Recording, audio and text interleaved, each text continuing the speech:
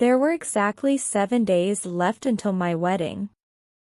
7 days until I would become the wife of Roberto, an impeccable man, the kind of partner any woman would dream of, stable, affectionate, and predictable. But that was the word eating me up inside, predictable. My life had become a perfectly organized calendar, and sex with him was like a signed contract, tender, yes, but lacking that electric spark that makes you feel the world has stopped. My friends, led by the impulsive Sophia, decided that my bachelorette party wouldn't be just a simple dinner. They rented a private villa on the outskirts of the city, a place surrounded by greenery where shouts and music wouldn't bother anyone.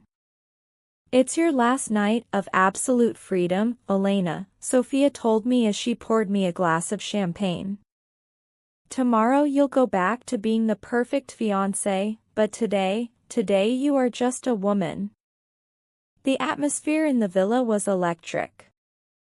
There were pink neon lights, music with bass that vibrated through the floor, and an aroma of fruity cocktails mixed with contained desire. I felt strange, with a knot in my stomach that I couldn't tell was anxiety for the wedding or a primitive anticipation of what was about to happen. At midnight, the lights dimmed. Only a few lava lamps remained, casting sinuous shadows on the walls. Then, he appeared. He wasn't the typical stripper with cheap choreography, he moved with animal confidence, a dark elegance that left me breathless. He went by the name of Dante. He had bronzed skin that shimmered under oil, defined but natural muscles, and eyes that seemed to read every one of my forbidden thoughts. Dante didn't start by dancing.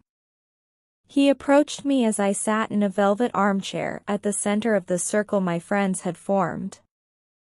He stopped inches from my face. I could smell his cologne, a mix of wood, clean sweat, and pheromones. His fingers, long and strong, brushed my jaw.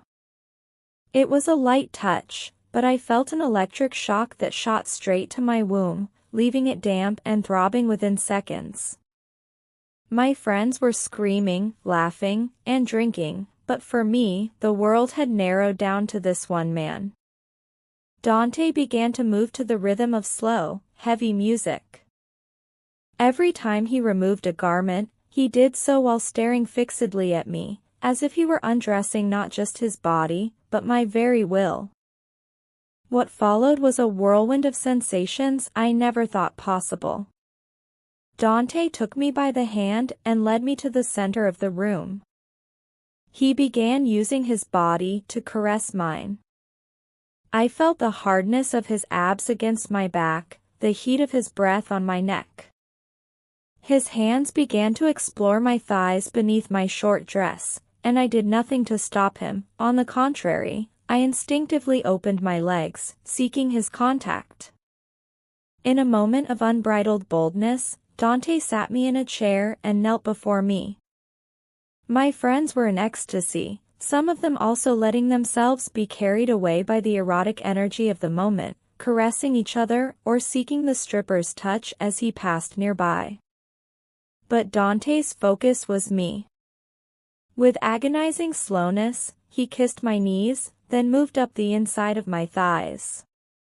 When his lips touched my silk lace, I let out a groan that was lost in the music. He didn't care that there was an audience. He pulled the silk down and began to adore my most intimate parts with almost religious devotion. His tongue was expert, rhythmic, and firm. He made me peak once, twice, with an intensity that made me arch my back and bury my fingers in his dark hair.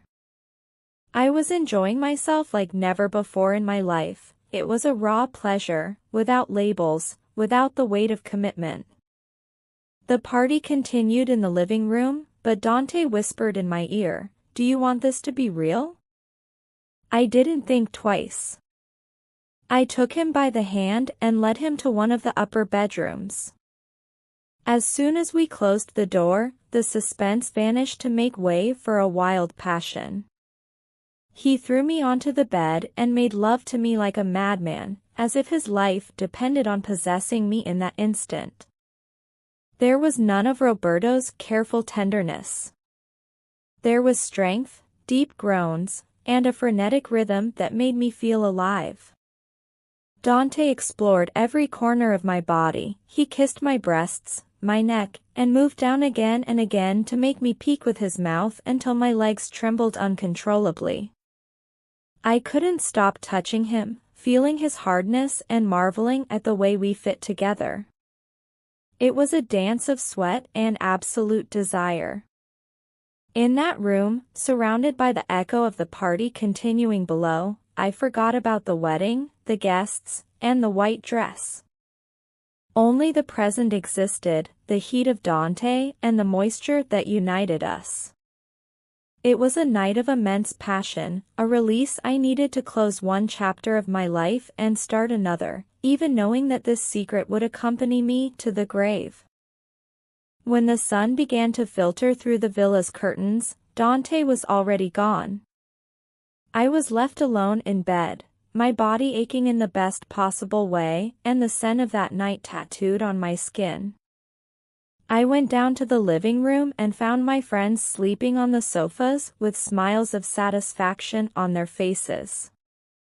We had all enjoyed ourselves, we had all crossed a line.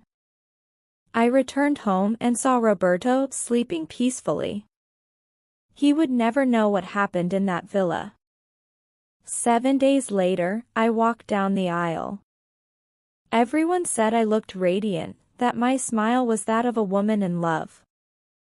And I was, in my own way. But as I said, my mind traveled for a second back to that farewell night, to the taste of Dante and the intensity of a pleasure that reminded me that, before being a wife, I am a being full of fire and desires that no one can ever extinguish.